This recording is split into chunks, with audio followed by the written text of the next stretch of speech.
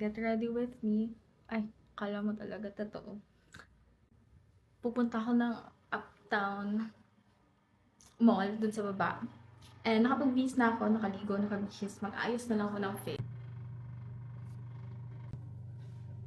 Yung focus niya sa sarili niya. I have a question, guys.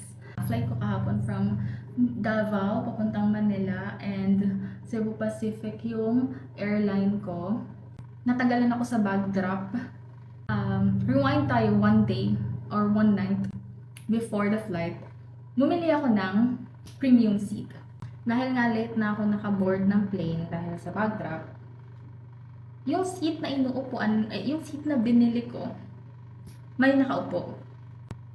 Senior na siya, pero may kasama siya. Kasama niya yung anak niya na around siguro 40s. Upo siya sa window seat.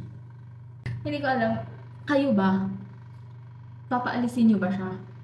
Kasi binili niya yun eh. Or sige, hayaan na lang. What are your thoughts?